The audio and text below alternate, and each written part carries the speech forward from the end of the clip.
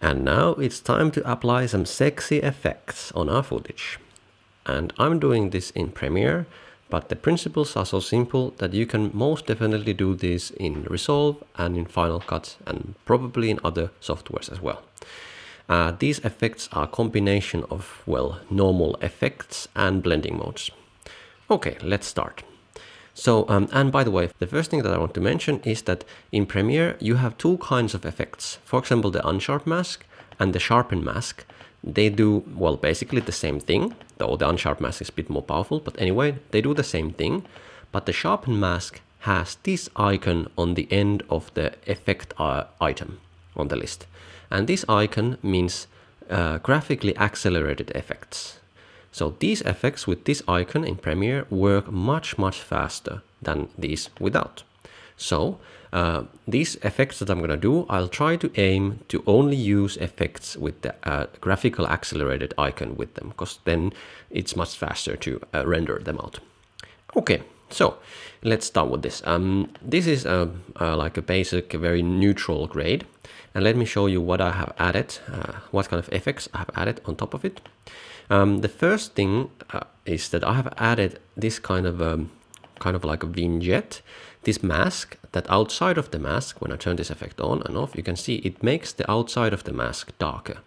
And this is to help the viewer to guide his or her attention to, well, the main topic of the video. This is the base grade, nothing special there.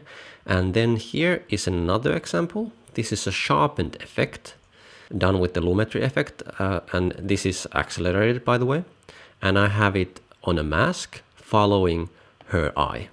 So when the video moves, the mask moves as well. So it's only applied to her eye. And that's, by the way, a good principle. When you apply sharpness, apply it only places where you need sharpness. Otherwise, you will be probably just sharpening noise.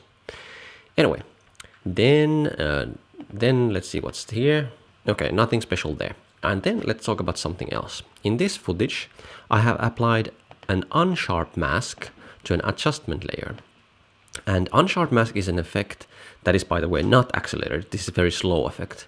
But anyway, this is an effect that is normally used for sharpening your image with values ranging from 0.5 to maybe 2. But I'm using it with the high value of 40 at the radius. And this effect, as you can see when I toggle this on and off, will give you a quite nice punchy effect. And this is basically adding a lot of local contrast to your footage. And well, in many cases it makes the footage look really good, and for maybe some action movie kind of grades it will give you a really nice look. But it's very slow. And another thing that it has a problem with the unsharp mask is that it introduces a weird color cast. It makes things colder and more magenta. I don't know why. Maybe it's a bug in the software.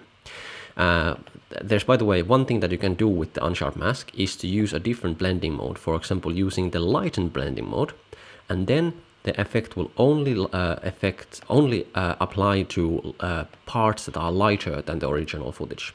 And you can use it in a darker mode as well. But anyway, let's not talk about the unsharp mask, because there's a way of creating a similar kind of effect with accelerated effects. So meaning that it will render much faster. And this is something, let me turn these other layers off. You see, here I have this high pass effect filter. I'm calling it the high pass effect filter. And let me show you how it's done. Let's start with a clean plate. So let's turn this back on and let's copy only these two here. And then let me show you how I do this. Well, the first thing that I do, I copy the footage on top of itself. Then I nest it. Let's give it a name like local contrast. Then let's dive into this nested sequence. Okay, so, and to do this effect, you need adjustment layers. But if you don't have adjustment layers, for example, in Final Cut Pro, you can just put this on top. You can put the footage on top of itself, and this will work as an adjustment layer. Just the same thing. Anyway, let's go and get an adjustment layer. Let's copy this one. Okay, let's go back here and let's put it on top. So for example here, and let's reset it, and let's not use this. Let's put it on normal mode. And now we're going to do something, well, something weird. We're going to first invert the footage with in the adjustment layer and see this icon. And then you can see it really messed up the colors. Then we are going to put it on vivid light blending mode. And ta-da, we have a gray slate. And then we go to blur and we use Gaussian blur, which is accelerated, and then we apply it. And now we can add a bit of blur to decide how much and what kind of local contrast we want to apply to the footage. So let's put it somewhere like maybe, let's put it 30 so we can really see what we're doing. And then let's go back here. And now this is the footage that we just created. And by the way, it's actually a good idea to click these repeat edge pixels, because otherwise you have these weird edges on your footage. Anyway, let's go back. Let's go back. And now we have this footage on top of the original footage. And now let's put this to overlay blending mode. And now you can see when we turn it off, we have really nice local contrast adjustment to the footage. And the fun doesn't end here, because, well, in this case, because this is a fair lady, and when we're shooting the skin tones of fair ladies, we should really pay attention to the skin, kind of skin texture. And this skin texture, for example, is way too crunchy and way too, well, it doesn't look good. But with the same effect, this local contrast effect, we can actually do the inverse of local contrast by just writing inverse and applying an inverse effect on top of this. And then you see that it's softening the footage quite a lot. And this, when you compare it to the original and the softened one, the details are still there. Like the resolution is still the same. It's not. We are not blurring the image, but this will blur kind of the local contrast. And if it's too strong, then we can just use the opacity to make it smaller, like let's say 40%. And now you can see off, on, off, on. And if we turn the inverse on, inverse off, then it's the opposite.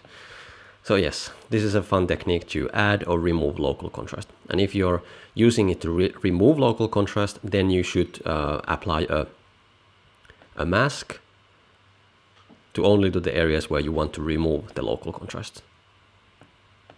Something like this, and then add a bit of feather so it's not so noticeable. And I recommend you watch this tutorial again and pause and maybe make your own notes so that you really know how to do this, because this, at first glance, this looks very complicated, but when you do it a couple of times, it's actually really fast. Then two more effects. As you can see here, there's this interesting glow effect to the highlights. And this glow effect, let me show you this. You can do a normal kind of glow as well. But you have this nice glow to the highlights. And here you can see the original footage. And here is the same footage with glow. So let me show you how this is done. Let me turn off all these effects. And let's put the blending mode back to normal and the opacity to 100. Okay, so the first individual effect that I apply is the lumetri panel. And inside the lumetri panel, in the HSL secondary panel, I have this. I have these two check marks turned off, and then I have this targeting the highlight area of the footage, and then I have inverted it. So here you can see the like the original, and here's the inverse of that. Anyway, so then going down, you can see, you normally see this, but I use this. I have made all the rest, so this is the mask, and because it's inverted, everything else outside of the mask will become really dark. And this is to limit the effect of the glow to just the areas that I want. For example, if I would like to make the whole face really glow, then I could put this all the way here and make the whole face glow. But if I want to make only the highlights or the specular highlights to glow, then I can put it like this. Okay, so then the next part of this effect is the Gaussian blur to give this kind of a blur, or if I want, I can give it a directional blur as well. Maybe that's more interesting.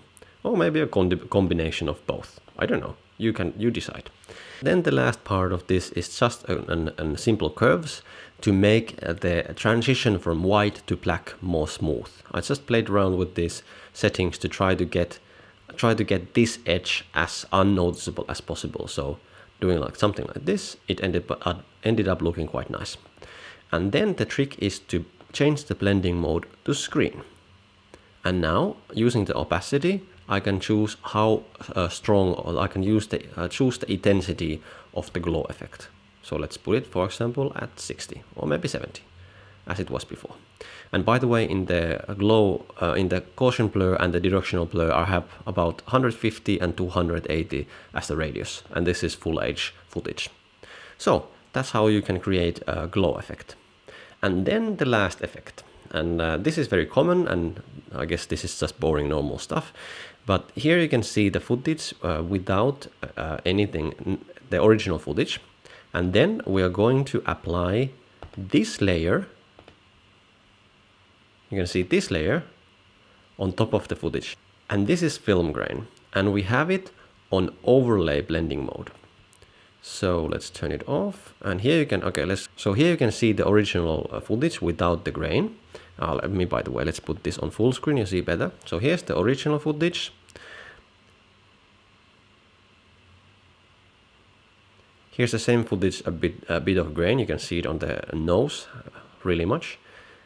And then here's a stronger version of the same effect, or the same, well, I guess it's effect. It's like a footage overlaid on top of this footage. And filmic grain is something that, well, on YouTube, after the compression, you really can't see it. But if you're looking at the footage from a big screen with or maybe even in the theater on a really big screen, the grain will give a subliminal message that this is real film, and in most cases it will make your footage look much better. And it kind of gives your footage this kind of a fake detail. For example, here we go to look at her forehead, like here. If we look at the normal footage, it looks very blurry because it's blurry, it's lens blur. But when we turn on the grain, it feels like, even though it's out of focus, it still feels that it's like there's a lot of detail there. So this is a nice way of kind of giving your film like more sharpness and detail, even though you're not actually giving it any more sharpness or detail. And by the way, this grain layer that I used in this video, you can download this below this video in the description. And I will give you only 1 second of the footage, but you can quite easily make it longer by copying it like this. First to 2 seconds, and then to 4 seconds, and until you have it as long as you want, because this will exponentially grow bigger and bigger. And then you can put it on a nest layer, a nest comp, and we give it a name, grain. And now you have a longer grain layer. This is a 5K grain, so it's ProRes and 5K, so it's really high quality. Normally these might cost, they might cost even $100 to buy this on this high quality grain. I'm gonna give it to you for free because I think, well, it's a simple effect. You shouldn't pay that much money for that. Okay, so download it below and use it if you want to. Okay, there we have it. I don't know how many different effects. These are the effects that I sometimes use, though my computer is rather slow, so I'm not using them nearly in all of my projects, only a couple of them. But soon I will have a new computer, and then I will use these effects as much as I can. Okay, that was it for this video. Thank you, and see you in the next one.